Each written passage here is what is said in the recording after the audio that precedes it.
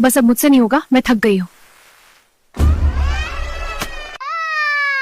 बस बेटा, मम्मा अभी आ रही है, 2 मिनट चुप हो जाओ। मेरी चाय बनी क्या? मुझे अलग वाली सब्जी चाहिए। मेरा खाना जल्दी लगा दो। सबको टाइम पर चाहिए, बस मेरे पास अपने लिए टाइम नहीं। अरे माँ बेचारी सब काम भी करे और बच्चा भी संभाले, तुम लोग 5 मिनट बेबी नहीं देख सकते? बेटा तुमने कुछ खाया? नहीं माँ, अभी टाइम नहीं मिला। तुम बैठो, मैं बेबी देख लेता हूँ। मैं खाना लगा देती हूँ। चाय मैं बना लेता हूँ।